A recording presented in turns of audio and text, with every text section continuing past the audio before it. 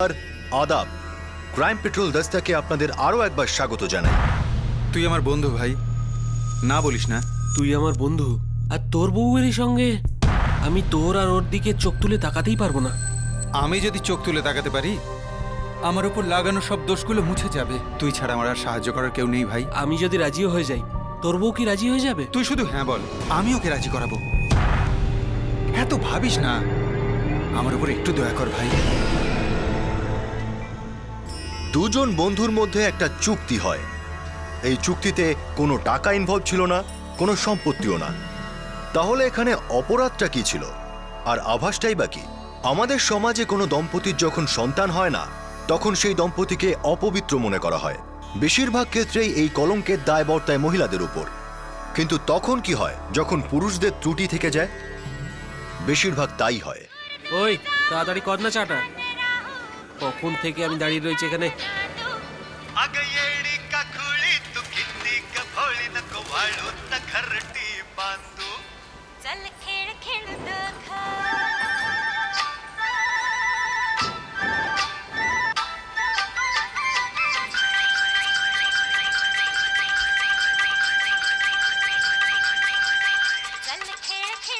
হরিশ, চল চল, লেট হয়ে যাচ্ছে ভাই। বাবা বাবা, আজকে ছুটকি আর মুন্নির জন্য জামা কিনতে হবে। হ্যাঁ হ্যাঁ, সব কিনবো, সব নিয়ে যাব। এখন কাজে যাই। হ্যাঁ ঠিক আছে, নে হরিশ। আরে কি ভাবছিস? চল চল চল চল।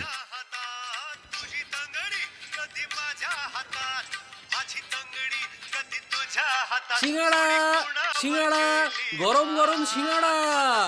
এইবার না আমরা গেছি গাড়ি করে যাব। আরে এসি গাড়িতে যদি যাই তাহলে মা, ছুটকি আর আর আর মুন্নির জন্য কি করে কিনবো? হ্যাঁ, আর তোর মায়ের জন্য না নতুন নতুন শাড়ি কিনবো, ঠিক আছে? আর তোর ছোট বোনদের জন্য অনেক নতুন নতুন জামা কিনবো, খেলনা। হ্যাঁ আচ্ছা বাবা, আমি আসছি। টাটা বাবা, টাটা কাকু। টাটা। শোন শোন শোন শোন, এদিকে আয়। তুই তো সেটকে বলবি যে তুই কাল থেকে আর কাজে আসবি না, আর উনি যেন তোর সব হিসাব আজকেই করে দেন। ঠিক আছে বাবা, আমি আসছি। যা।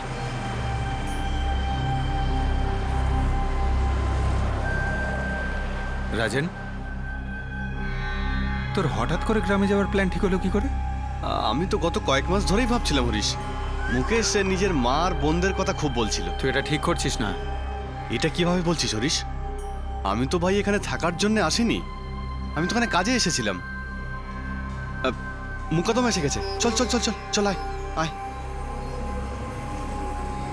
আচ্ছা শোনো তোমরা, আজকে আমার একটাই লোক দরকার, আরো লোক লাগতে পারে। রাজন তুই আয়, বস। হ্যাঁ হ্যাঁ চল, তুই চল।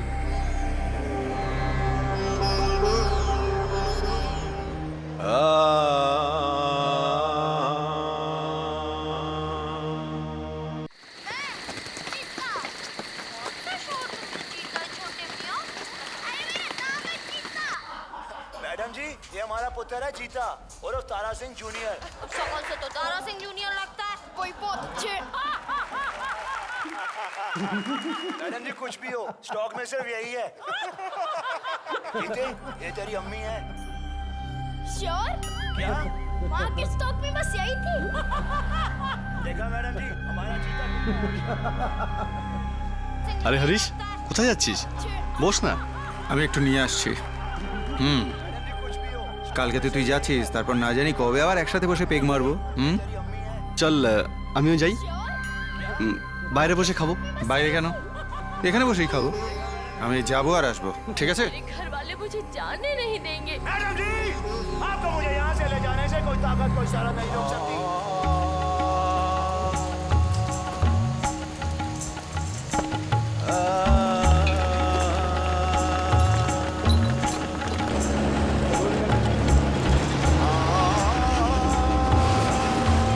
আরে ভাই পাও পাঠাও না, 2 ঘন্টা ধরে পাও শেষ হয়ে গেছে, ধান্দা খারাপ করবে নাকি?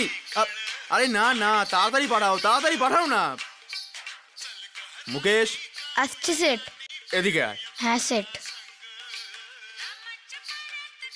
পাক্কা আজ তো শেষ দিন বটে, তো কাল থেকে কাজে আসবি না? হ্যাঁ সেট। এই নে তোর এই সপ্তাহের মাইনে, দেখ 2 দিনের টাকা বেশি দিয়েছি। ধন্যবাদ সেট। এই দাঁড়া। হ্যাঁ স্যার। আচ্ছা তাহলে যাচ্ছিস কেন বলতো? ওখানে মা আছে স্যার। আর আমার গ্রামে বেশি ভাল লাগে সেট। আর বাবাও অনেক কষ্টে রাজি হয়েছে। মুকেশ, তোর ডিউটি শেষ হয়ে গেছে তো নাকি? সেটা আমি যাব। যেতে দাও না ওকে সুরেশ সাহেব, কাল সকালেই তো গ্রামের বাড়িতে যাবে। যা মুকেশ, আজ তো ছুটি। কাকু আমি 2 মিনিটে আসছি।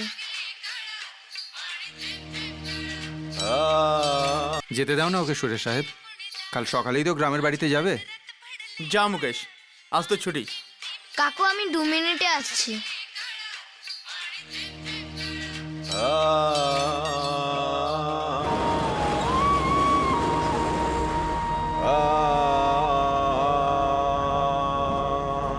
কাকা, বাবা বাড়িতে আছে? তোর জন্য অপেক্ষা করছে। তোর জিনিসপত্র তো গোছাতে হবে। কাল সকালেই তোরা দুজন চলে যাচ্ছিস, তাই না? আমাদেরকে ছেড়ে। কাকা, তোমার আর দীপা কাকির কথা খুব মনে পড়বে আমার। আমারও তোর কথা খুব মনে পড়বে রে মুকেশ।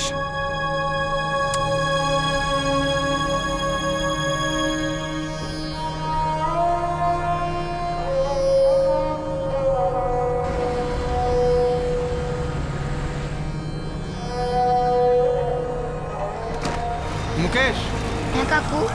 এদিকে আয়। আজকের এই দিকের রাস্তা দিয়ে নয়, জঙ্গলের রাস্তা দিয়ে যাব, ঠিক আছে? আচ্ছা, চল, ঠিক আছে। শর্টকাটে হয়ে যাবে।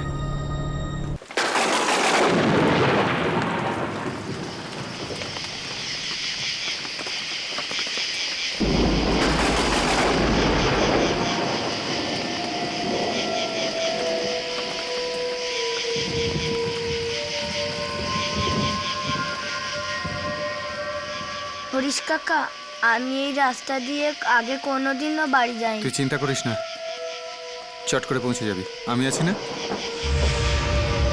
কাকা আমার ভয় করছে। তোকে তো বললাম আমি আছি, চল।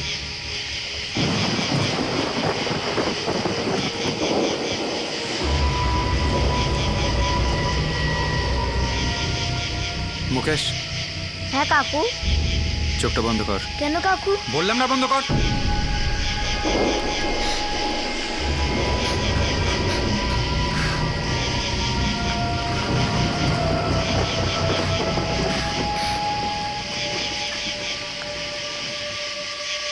চোখ খুলবো কাকু? কখনো না।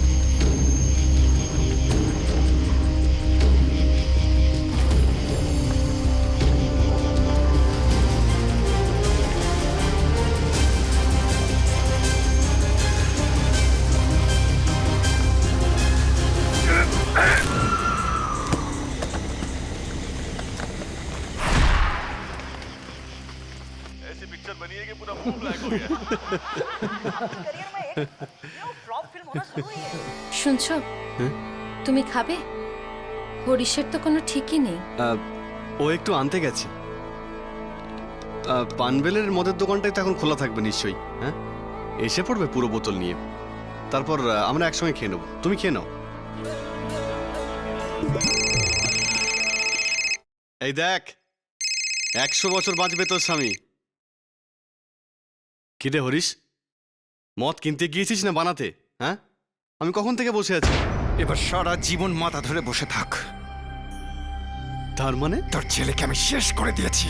এই হরিশ, পুরো বোতল চড়িয়েছিস নাকি? শালা বিশ্বাসঘাতক কুত্তা।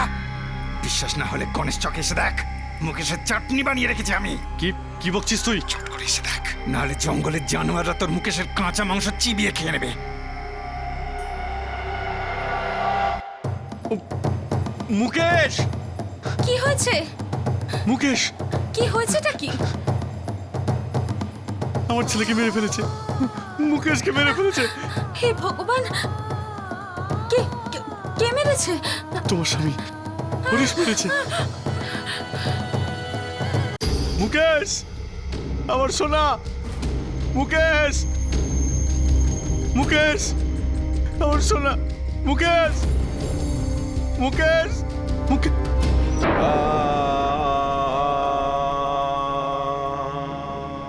মুকেশ, মুকেশ, মুকেশ, মুকেশ।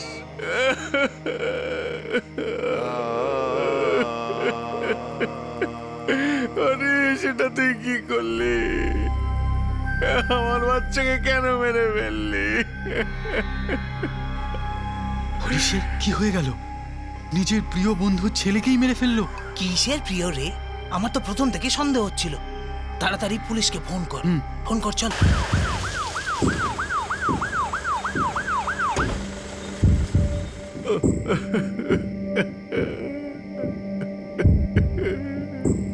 ও মদ আনতে গিয়েছিল সাহেব, আর 1 ঘন্টা পরে আমাকে ফোন করে বললে যে আমার ছেলেকে মেরে ফেলেছে। স্যার, হরিশ পাওয়ারের মোবাইল সুইচ অফ আসছে। তোমাদের মধ্যে কি ঝামেলা হয়েছিল? ঝামেলা থাকলে আমরা একসাথে কেন থাকতাম সাহেব? এই হরিশ পাওয়ার কি মেন্টাল ছিল? না সাহেব, ভালো সুস্থ সবল ছিল, কাজকর্ম করতো, গ্রামে কোনো গন্ডগোল করতো না। কিন্তু কিন্তু এদের দুজনের মধ্যে অদ্ভুত কিছু একটা চলছিল। এই রাজন আর ওই হরিশ, কি? আমি জানি না সাহেব, কিন্তু ওরা একসাথে থাকতো। কি ছিল রাজন?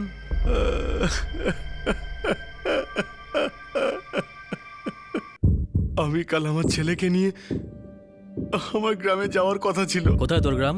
জান না, একেবারের জন্যই যাচ্ছিলাম সাহেব। আর এই জন্য হরিশ তোমার ছেলেকে মেরে ফেললো? না স্যার, হরিশ আমার থেকে 10,000 টাকা ধার নিয়েছিল, তার মধ্যে থেকে 6 দিয়েছে আর 4 বাকি ছিল। আর যখন আমি ওর কাছে টাকা ফেরত চাইলাম, ও খুব রেগে যায় সাহেব। তুই আর তোর ছেলে মুকেশ কবে থেকে ওর সাথে থাকিস? আমি 1 বছর ধরে, আর ছেলে 6 মাস ধরে সাহেব। পুরনো বন্ধু তো? না সাহেব, আমি তো 1 বছর আগে জান্নাত থেকে কাজের খোঁজে এখানে এসেছিলাম। ওই গড়িয়া চৌকিতে প্রথম দেখা হয় হরিশের সঙ্গে। সত্যি ভাই, কাজকর্মের একদম যা বাজার না, কান্দা ফান্দা কিছু হচ্ছে না, রোজ রোজ আসছে, সত্যি একটুও কাজ পাই না। আর ওই ঠিকাদার মাঝে মধ্যে আসে, 1-2জনকে নিয়ে চলে যায়। Sir, sir, sir, sir, sir. তুমি তুমি তুমি তুমি তুমি তুমি তোমরা 6 জন 15 মিনিটের মধ্যে হাত নাকা চলে এসো। ঠিক আছে স্যার, ঠিক আছে। সারা দিনের কাজ আছে, হ্যাঁ? আর দরকার পড়লে আবার ঘুরে আসবো, হ্যাঁ? সাহেব, হাত নাগা তো? সাহেব আমাকেও, সাহেব, মুকাদ্দাম সাহেব, সাহেব, সাহেব, সাহেব, সাহেব, শালা আমার নম্বর কোনোদিন আসেই না। 4 দিন ধরে শুকনো বসে আছি। আমার তো 6 দিন হয়ে গেছে, কলক কেনারও পয়সা নেই। এখানকার লোক তো তুই নয়। আমি হ্যাঁ, জালনা। জালনা থেকে এখানে মরতে এসছিস? আমার বন্ধু বলল যে মুম্বাই পুরো ভরে গিয়েছে, তো বলল যে এখানে কাজ পাওয়া যাবে, তাই এখানে এলাম। হ্যাঁ, কাজ তো পাওয়া যাবেই, টাইমের ব্যাপার। তা ঘুমোস কোথায় রাতে? এমনিতেই এপাশ ওপাশ শুয়ে পড়ি কোথাও, কিন্তু একজনের সাথে কথা হয়েছে, সে বলেছে তার ঝুপড়িতে একটা বিছানা খালি আছে। কত টাকা? হ্যাঁ, 35 টাকা প্রতিদিন। লুটছে তোকে? দাদা, কোথাও কম থাকলে বলো না আমাকে। সাহেব, হরিশ আমার শোয়ার জায়গা দিয়েছিল, ফোকটে? 20 টাকা প্রতিদিন। আমার জন্য একদম ঠিক ছিল সাহেব। এত ছোট বাচ্চাকে জানলা থেকে নিয়ে এলি কেন? খুব জেদ করতো সাহেব, বাবার সঙ্গে যাব, বাবার সঙ্গে যাব, ওই জন্য ওকে নিয়ে এসেছিলাম। ওর বিছানার জন্য আলাদা করে 10 টাকা দিতাম হরিশকে সাহেব।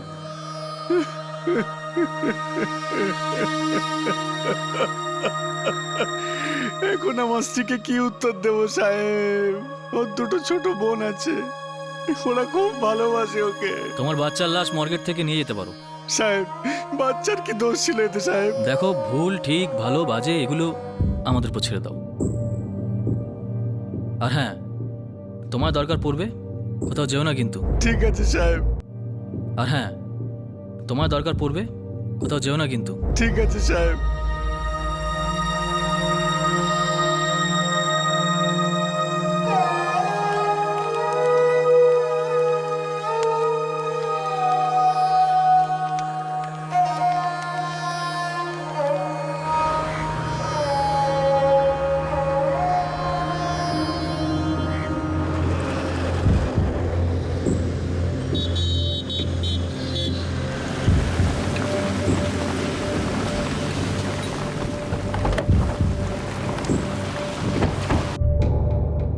আমরা বলেছিলাম রাজনকে কোথাও যেও না।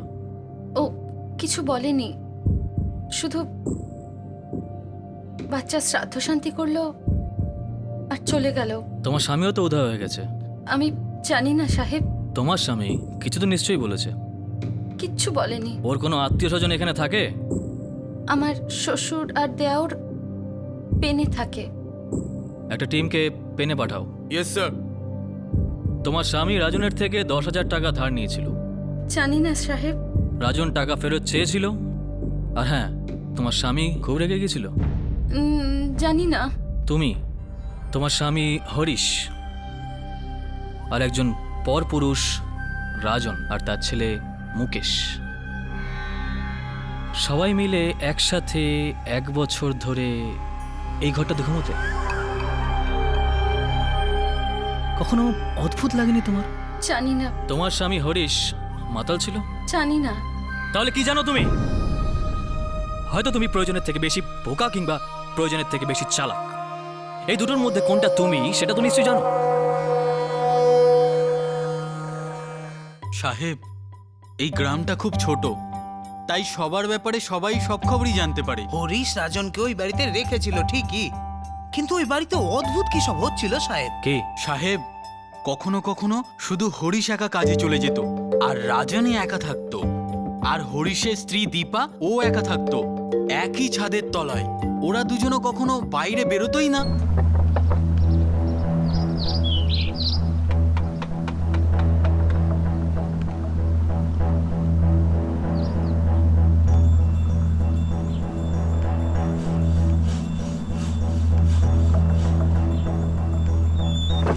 আমাদের সবসময় সন্দেহ ছিল যে ওই রাজন আর ওই দীপার মধ্যে কিছু একটা চলছে।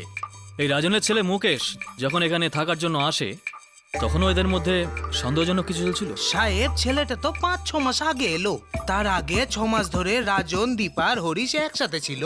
এই হরিশ লোন নিয়েছিল রাজনের থেকে 10,000 টাকা। এইসব লোন টোনের ব্যাপার নাটক সাহেব। রাজন শুধু নামেই রাজা ছিল, আসলে ও তো হরিশের মতো একজন মজদুর ছিল। কাউকে দেওয়ার জন্য 10,000 টাকাও কি করে পাবে? এই হরিশ আগে কি এই গ্রামেই থাকতো?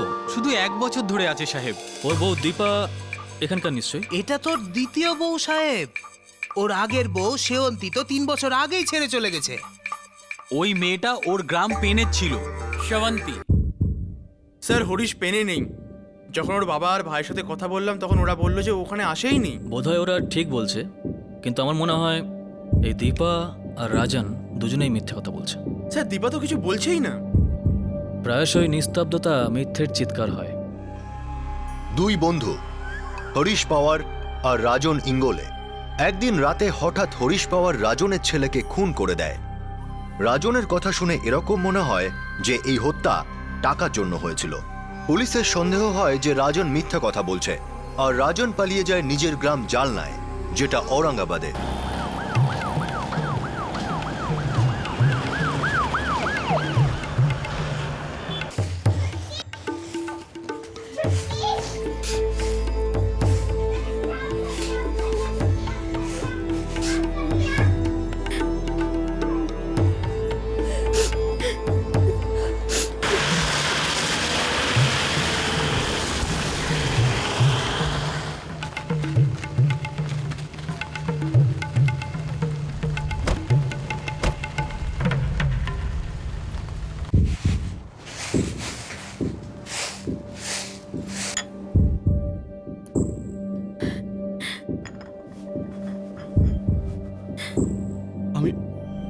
আমি বাড়ি চলে এসেছি সাহেব, কারণ ওখানে খুব কান্না পেত সাহেব।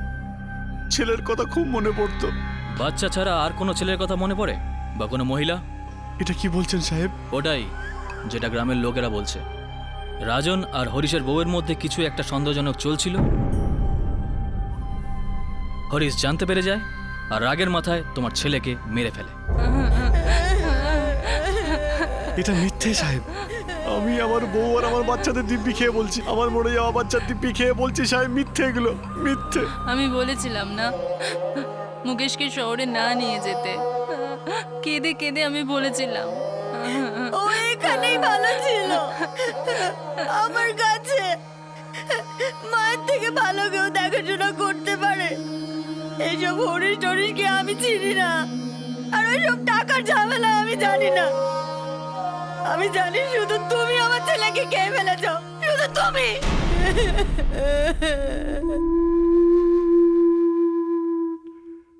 এই আরেকবার আরেকবার, আমার লেগেছে আমার লেগেছে, আরেকবার। আমার লেগেছে আমার লেগেছে। ওই কালকে পানবেলে যাচ্ছি, হয়তো ওখানে কোনো পাকা চাকরি হয়ে যেতে পারে। বাবা বাবা, এবার আমিও তোমার সঙ্গে যাব। আমিও যাব আমিও যাব। চুপ, বাবা আমিও চুপ। যাব। কাউকে আমার সাথে নিয়ে যেতে পারবো না, ওখানে আমারই নিজের শোয়ার জায়গা নেই। তোকে কোথায় শোয়াবো? বাবা তোমার পাশে শুইয়ে দিও না, আমি চুপচাপ শুয়ে যাব, দুষ্টুমি করব না। না, যখন বলেছি না, তুই এই গ্রামেই ঠিক আছিস। আর স্কুলের কি হবে সেটা তো তুই ভুলেই গেছিস। মা, আমি পানবেলে গিয়ে কাজও করব, স্কুলেও যাব, কিন্তু আমি যাবই যাব। না মুকেশ, তুই কোথাও যাবি না। আমি বাড়ি থেকে পালিয়ে বাবার কাছে চলে যাব, কিন্তু আমি যাবই যাব। না, একটা চর মারবো। না বাবা, আমি তোমার সঙ্গে যাব, আমি তোমার সঙ্গে যাব। চুপ। আমার ছেলেকে শহরে নিয়ে যেতাম না, ও খুব জেদ করে। যতই হোক আমারই তো রক্ত ছিল, আমাকে মানতেই হলো। রাজন, একটা কথা বলবো? মিথ্যের জল কিন্তু সত্যিটাকে ডুবিয়ে দিতে পারে না। তোমরা একসাথে যত ইচ্ছা কাঁদো, সত্যিটা কিন্তু সামনে আসবেই।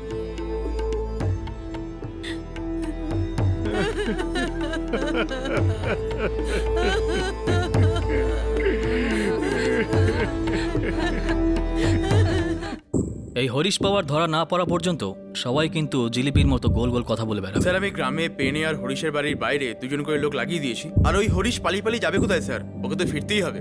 হতে পারে প্রথম স্ত্রীর কাছে গিয়েছে লুকোবার জন্য। সেবন্তী নামের মহিলা পেইনে থাকে। হ্যাঁ, হয়তো এই কেসে কোনো আলোকপাত করতে পারে। এক্ষুনি পেইনে গিয়ে ওকে নিয়ে এসে উপস্থিত করো। প্রথমে কিছু বলো না, শুধু নিয়ে এসো। Yes sir.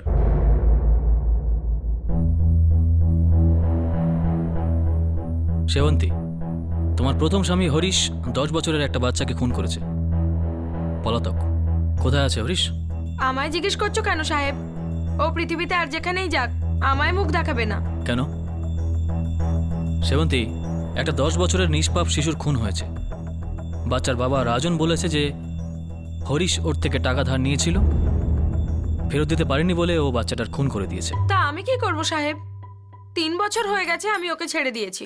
আমি আর তবে থেকে ওর মুখ দেখিনি। ওর এখনকার স্ত্রী দীপা, ও একেবারে চুপ রয়েছে, কিছু বলে না। সেবন্তী, একটা কথা বলো, এই হরিশ কি ধরনের মানুষ?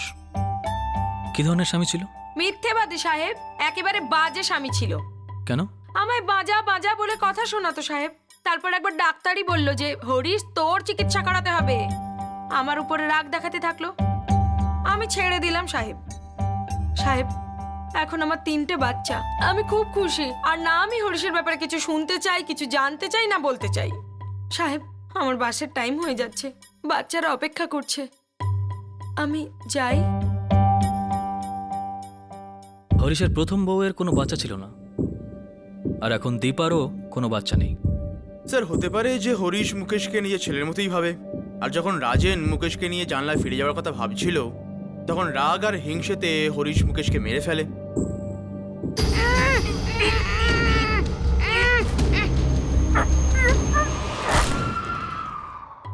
এই কেসটাতে টাকা পয়সার অ্যাঙ্গেল একেবারে মিথ্যে মনে হচ্ছিল।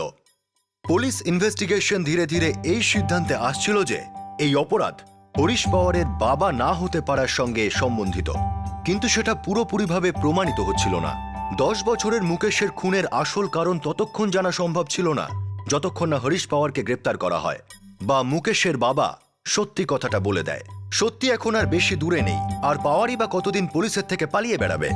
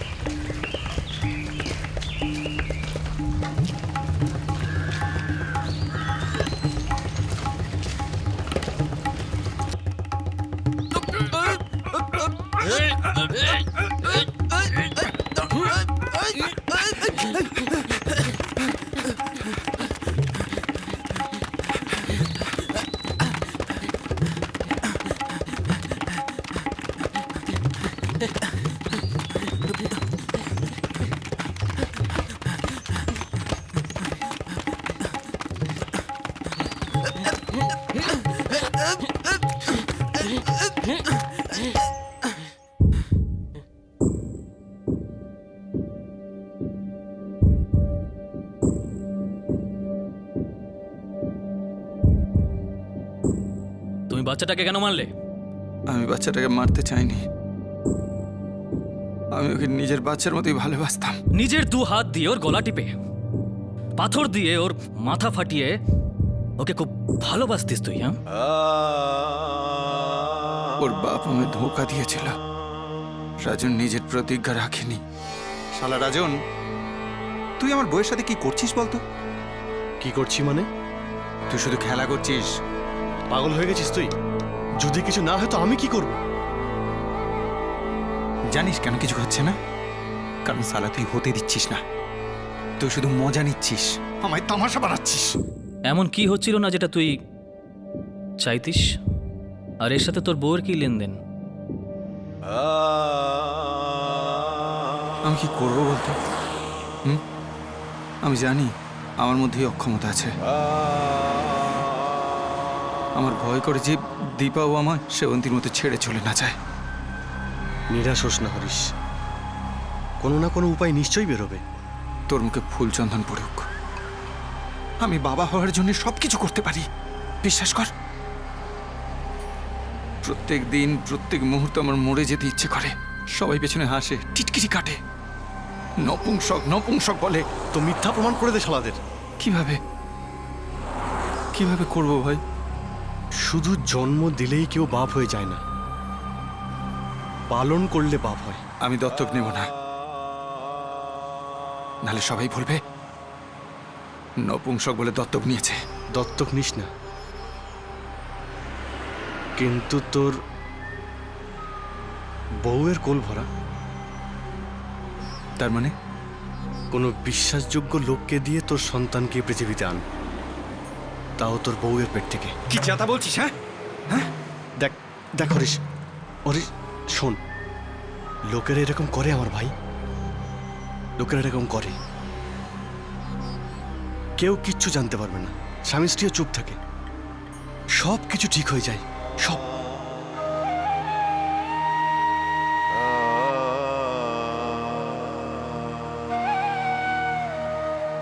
রাজন, তুই আমার সন্তানকে পৃথিবীতে আনবি? হ্যাঁ? না হরিশ, এটা কি বলছিস?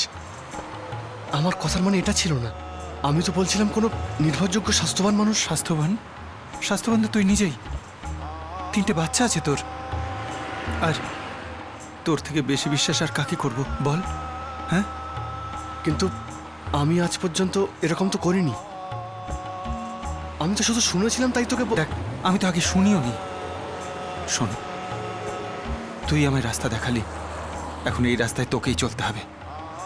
হ্যাঁ, দেখ, আমি তোর কাছে হাত জোর করছি। না হরিশ, না রে আমার ভাই, আমার কাছে হাত জোর করিস না। আমি তো শুধু দীপা বৌদি কি ভাববে সেটাই ভাবছি।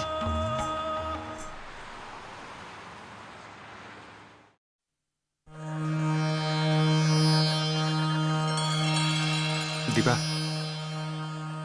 রাজন খুব ভালো মানুষ। ও আমাদের দুজনকে লজ্জার হাত থেকে বাঁচানোর জন্য রাজি হয়েছে। কিন্তু আমি রাজি নই। দেখ, তুই শুধু চোখ বন্ধ করে থাকিস, আর তখন নিজের হবু সন্তানের কথা ভাববি। কিন্তু কোনো অন্য পুরুষের সাথে না। পৃথিবীতে আমার সবাই নপুংসক বলুক, সেটা তোর ভালো লাগে? দেখ, এটা আমার সম্মানের ব্যাপার, আমার নামের ব্যাপার। তোর কাছে হাত জোর করবো, তোর পায়ে পড়বো। না, এটা কি করছো তুমি? না। দেখ, রাজন তো শুধু শরীর। তুই চোখটা বন্ধ করে শুধু আমার মুখটা চিন্তা করবি, সব ঠিক হয়ে যাবে, ঠিক হয়ে যাবে।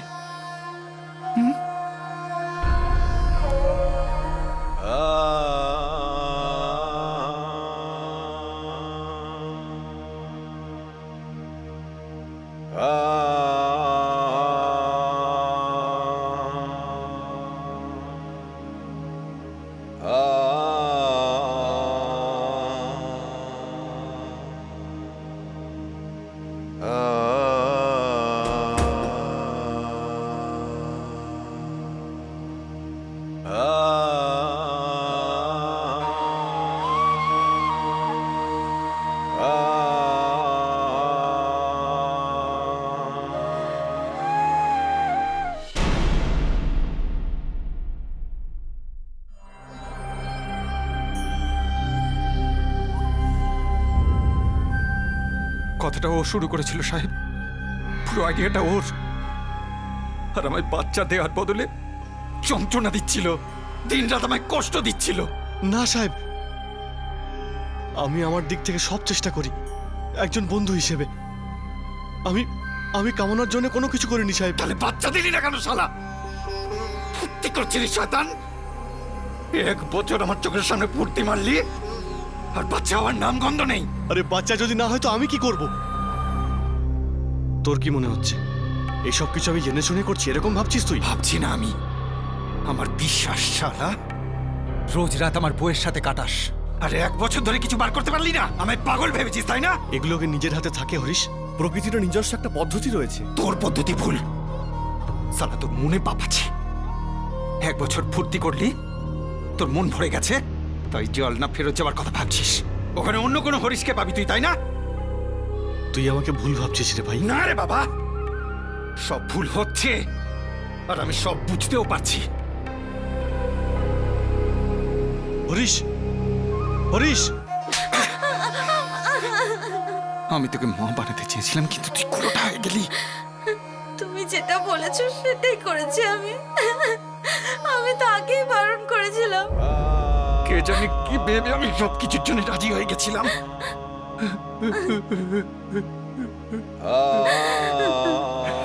1 বছর ধরে প্রত্যেকটা রাতে কাঁদতে কাঁদতে আমি ঘুমিয়েছি, আর এই আশায় জাগে যে তুই অন্তঃসত্ত্বা হয়ে যাবি।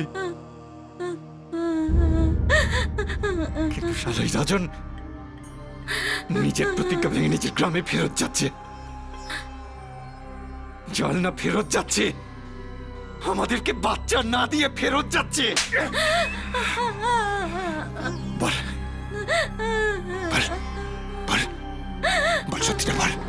হ্যাঁ বল, জেনে শুনে বাচ্চাকে আটকে রেখেছিস তুই না? হ্যাঁ, নাকি তুইও বাজা? হ্যাঁ, নাকি নাকি ও আমারই মতো? বল বল বল, সত্যিটা কি বল। আমার খুব নোংরা লাগছিল সাহেব, মনে হচ্ছিল আমাকে আর আমার বউকে রাজে ঠকিয়েছে, ব্যবহার করে ফেলে দিয়ে যাচ্ছে, খেলছে আমার সাথে। ওকে শিক্ষা দেওয়ারই ছিল, এমনি ওকে যেতে দিতাম আমি?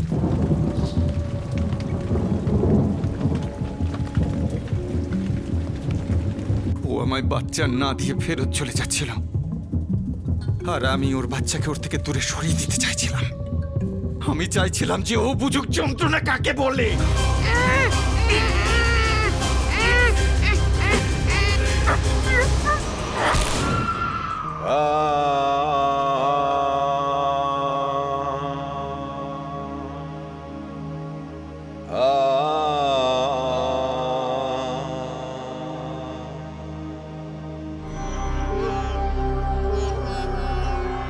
আমি জানতাম এই টাকার ব্যাপারটা মিথ্যে।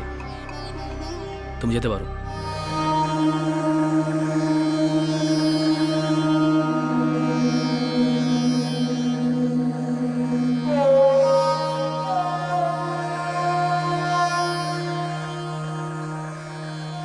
দুই বন্ধুর মধ্যে একটা চুক্তি হলো। একজন স্ত্রী, একজন নারী, যার ইচ্ছার কোনো দামই দেওয়া হলো না।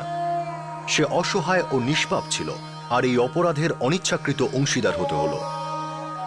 একজন মা, সেও এই চুক্তির বিষয়ে একেবারে অজানা ছিল। ইনি নিজের একমাত্র ছেলেকে হারালেন।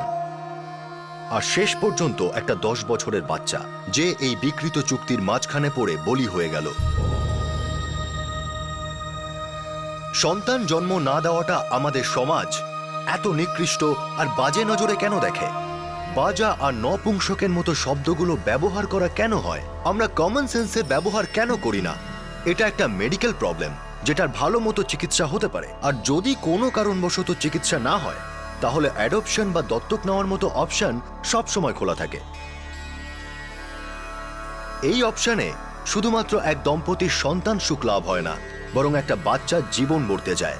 কিন্তু সমাজের চাপে পড়ে এরকম ভয়ঙ্কর অমানবিক পদ্ধতি অবলম্বন শুধু অপরাধ নয়, বরং সমাজের বর্তমান অবস্থা আর বিকৃতির প্রমাণ। আবার দেখা হবে। সতর্ক থাকুন, নিজের খেয়াল রাখুন। জয় হিন্দ।